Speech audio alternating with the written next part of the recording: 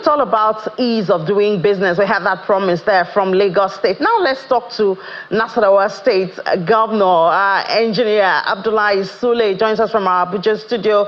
Good morning, Engineer. Good to have you, Mr. Governor, at this time. And I'll just follow up on that report. I hope you heard where Lagos State is promising to, well, every state has been promising the ease of doing business. Now, I know that you are very intentional. I mean, we've had you a couple of times here on Business Morning, the lithium factories and what you're doing to support industries. But I guess I should also ask about the issue of bottlenecks, which is what the commissioner from Lagos talked about there, what Nasarawa State is doing to ease business registration, bureaucracy, and bottlenecks.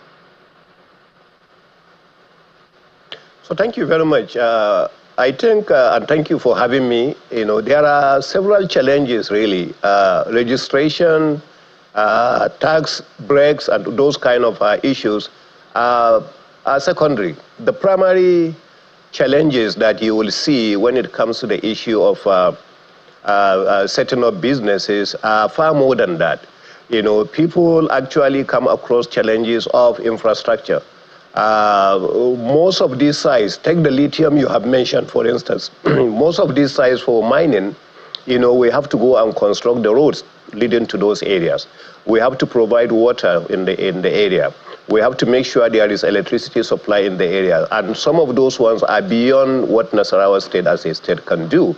So the issue of civil servants, coming in to ensure that you do your registration, you get your land permits, you do that. There are actually things within our control, but there are others that are outside our control. And I'm sure that's what the commissioner from Lagos is talking about. But constantly we try to find solutions in consultation with some of these federal government agencies. And then the issue of, we know that recently the CAC had come to say, 24 hours, I think 1 day that you can register your business. What about that area? What are you doing in that area as a state? Well, as I said, we never have major challenges with those kind of areas. The issue is not just about registration of the company, it's about the land acquisition. It's about relationship with the communities. It's about all that. So what we did in Nasarawa State by setting up, a one-stop shop where you can just go in and get our team to do all the processes for you. We create the awareness within the community as far as the business you are setting up is not going to be harmful to them. We ensure we get in touch with the environmental people to ensure that whatever business you are setting is not going to be harmful to the environment. And because some of the ones we are setting are either agriculture or mining, we try to ensure about the EIA, about the impact analysis on the people, to make sure they are there. So some of those things you can't do them in 1 day or 24 hours. So some of them we give them 9 days that we are able to do all these consultations and conclude. And for anybody setting up realistic business, 9 days to 2 weeks is not a very bad period, for them to be able to do that. And you mentioned agriculture. We know that you've had your eyes on industrialization. Agriculture is also another area. I mean, we celebrated SME Day yesterday, and the Minister of Digital Economy who was there talked about innovation into small businesses, or innovation through small businesses. So those small businesses are the ones you can use as tests, to introduce new devices, new innovations. How's that going? How attractive is the Nasarawa business environment to allow for innovation and the growth of small businesses? Well, actually, both in Nasarawa and throughout the Federation, the biggest employer of labor are these small businesses that you can think about. It's the same thing outside the country. For me, I live mostly in the US. The private sector is the biggest employer of labor. Government is not actually a big employer. And even here in Nigeria, all these issues that you are hearing about discussions, the biggest employer, of labor is actually the private sector, whether individuals or organized private sector. So for that reason, those are the ones who are encouraging. In the area of agriculture, for instance, and I give you a very good example with Olam. What we did was to enter into a relationship with Olam, and Olam now does more of outgrower activities than what they even produce in their own farms.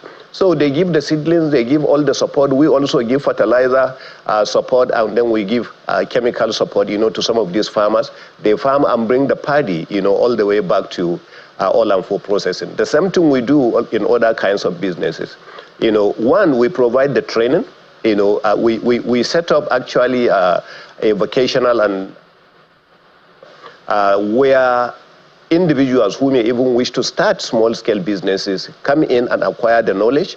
And through the Bank of Industry, we set up, again, by providing the counterpart fund, for people to go and borrow money from there, so that they can be able to set up their own businesses, especially the youth that we go ahead and give them. So we provide the training, we provide the source of funding.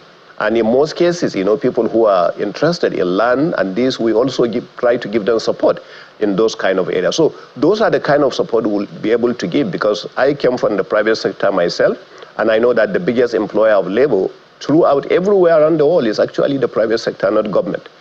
So that's the reason why we practice that. What sector would you say there's a concentration of businesses, small businesses in Nasarawa State? What sector? Well, actually, at the traders mostly, are the ones who are the biggest employers. So we have a lot of small traders mostly. We do have the agro-allied employers. They are also big in size as far as Nasarawa State is concerned, and that's why we are setting up an agro-processing zone, so that these people will also benefit, from those kind of areas. But the biggest ones are mostly in Nasarawa State, are mostly the traders. People actually who do the trading, they are neither the trading in form of food items or other products. But I think when we talk about that, the temptation will be how much of that is produced, even if it's not in Nasarawa State, at least produced in Nigeria, because at this rate, we have to consciously try to redirect demand to Nigerian-made and produced product because of the issue of the value of the naira. That is correct. And that's the direction we are going. So for us now, if we concentrate on agriculture, almost 50% is agriculture. I doubt, we are seeing any promotion of, say, rice, corn, yams, cassava, sesame, or things like that in Nasarawa State. Most of what you see are produced locally in Nasarawa State. Then we are going out into the area of the mining you mentioned. The whole essence of this industrialization vision that we have is to ensure that whoever is mining in Nasarawa State also at least processing whatever they are mining in Nasarawa State, and that is the whole idea. So when we came up with this executive order, a lot of people actually were making, mockery of it. Today, it has yielded big results, where we are now having the biggest lithium mining processing company in Nasarawa State. And every day we get more and more people. But now it has going in more than mining of lithium. We are now going into tin mining. We are now going into columbite, into zinc, into lead. So all these companies are now springing up, and then we are insisting at least do the first stage processing in Nasarawa State.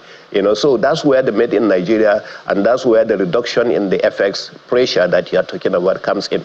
So as long as we are not doing that, then there is going to be continuous pressure, on that. And one area really that we can do very easily in Nigeria, is even some of these companies that are making drinks. Most of their concentrate are imported. When in reality we do the farms of all these fruits right here in Nigeria. So why don't us have a company that produces the concentrate of mango, of orange, of banana, of pineapple, or this right here in Nigeria? And that's the direction we are going, because by doing that, then you are going to remove, completely the importation of concentrate of all these particular items that I'm talking about. Yeah, honestly, Your Excellency, that sounds really good. When there's an intentional plan, to cut out that importation. But tell us, what's really the plan? Do you have a timeline? Timeline is what I work with, because otherwise it's just promises that will come and go. What things can we look at? I'm talking about this very intentional effort to cut out the importation of the concentrate, among other things. No, that one I'm giving you as an example. In Nasarawa State, we did not set up. We are not biggest producers of mangoes. We are not biggest farmers of pineapple. We are not, but I'm saying, you know, states that have this kind of, we are big in agriculture, and I have explained to you what we do in agriculture. We are very big in mining, and I explained to you what we are doing in mining. But I'm saying there are some states that are very big, for instance, in pineapple production. Nasarawa is not one of them. There are some states that are very big in orange, you know, farming. Nasarawa is not one of them. So if such states have the capacity, you know, to say, all right, we will go that, and then we will have an executive order, whoever makes mangoes or pineapple or orange or this in our own state. Also, let us try to see part of it is being produced as concentrate for other states. You know, we can be jack of all trades. We can be doing this and this and this, and then I tell you I'm going to do concentrate for orange and pineapple or this. We may not have enough land to be able to do that. One thing that we are doing is that today, let me give you sugar, for instance. Nearly 95% of the sugar produced consumed in Nigeria is imported and refined. So we are saying the backward integration of that is going to be a situation where you produce it locally. We are lucky. Dangote has come in and set up on the 68,000 hectares of land where the sugar will be produced there in Nasarawa State. And by the time that project is completed, which we are pushing, that project has been dragging on and on and on because of FX. You know, so by the time that project is fully operational, we will be producing not less than 400,000 tons of sugar in Nasarawa State alone. That is already 1/3 of the entire consumption of sugar in Nigeria. So you are saving 1/3 of what you are using now to import raw sugar from Brazil. You know, so those are the kinds of things we concentrate and focus and follow, rather than saying that I'm going to pick every one of these challenges and say I'm going to follow on them. All right. Well, I mean, if we have Nasarawa focusing on sugar, and then you have the lithium and the cobalt and those. And then perhaps, Your Excellency, we can plead with you to help us speak to your counterparts, the other governors of Nigeria, to also toll this part, perhaps choose, even if it's one crop, and then, you know, focus on it, and then we can at least be self-reliant in such areas. I do agree with you, but you know, we discuss as peer groups, but you know, you can only discuss such issues. And a good example is Mr. President himself. Yesterday we had a meeting with him, and part of his discussion with us yesterday and request with us is, please drive one aspect of agriculture. Exactly what you are saying. Let every state pick one aspect of agriculture and drive on it, concentrate on it, and make me proud, you know, and make Nigeria proud. And I think because we saw the conviction in him, you know, trying to ensure that happens. In fact, I was one of them telling Mr. President that, Mr. President, we see the conviction in you. We see you want to do that. But some of those things, Mr. President, don't happen overnight. Take the sugarcane I told you, for instance. You take sugarcane, you plant it, it takes you 1 year before you can harvest it. And by the time you're harvesting that cane, you may discover that that particular area is not where you have your best yield, for instance. So you have to change. You have to change to another direction and things like that. So those are the kind of things. So there are things that happen, but they take time, they take knowledge, they take conviction in you that that's the right thing to do, and they take a lot of vision, you know, and courage to do that. So it takes a lot for us to be able to pick on every one of them. But we can only discuss them, like you said, and we're discussing them. All right, Mr. Governor, the issue of multinationals exiting the country, I mean, looking at it broadly, it will have two sides. So it could be an opportunity for local industries to step in. But, I mean, we know what it's doing to cost of those commodities, pharmaceuticals, and all of that. What would be your low-hanging fruit in dealing with the issue of this exit of multinationals at this time? I think the biggest is agriculture. If we can even concentrate, again, the same subject you and I are discussing, you know, concentrate and say we are going to produce 100% of our food, and we are lucky there are some other countries around us that will rely on us, because even if they want to do the agriculture, it's more difficult for them to do that because of the nature of their own soil and where they are. So if we pick that and see this is the lowest, in fact, hanging fruit that Nigeria has at the moment. Now, Nigeria has the huge population. Small-scale industries will sell any day in Nigeria. Let's take, for instance, a confectionery company decides to exit Nigeria. we can have local companies to pick up. They don't have to be as big as the company exiting Nigeria. A group of people, and Nigerians actually have money. Let them bring the money out. Set up small-scale companies. If a company is producing 10,000 tons a day, go ahead and produce only 500 tons a day. And then we have 20 of you, then you meet up that other company. Those are low-hanging fruits. But as I told you, they require all those items that I have listed to you. The vision, the capacity, and that. Nigeria is not also an easy place to set up a business and move. And I'm not telling you from experience, because I spent most of my life in the private sector. And I was with Dangote when we had the opportunity, of going to so many other countries to see what is happening in those countries and to see what is happening in our own country. And some of those places are easier to deal with than actually here in Nigeria. Okay, so the suggestion you have given, Mr. Governor, do we see intentional effort either from the federal government or the state government to say, okay, these multinationals are exiting the country, let us focus, maybe work with this or this company to fill this gap? Do we see it? No, definitely you are seeing it. You see a lot of, the meeting we had yesterday is a good example. When I told you that Mr. President came, he faced all the 36 governors, some of the ministers were there, and so on. He said, this is what I want. That's an effort. He's saying, I'm interested in seeing that you people do this. I want to see that. And I'm saying you could see it. If somebody is real, you can see the conviction in that person, that the person actually is real about what he's asking you to do. He's convinced that's the right direction to go. So I think that's the willingness on him, but he cannot do it. So now we pick it at our various states.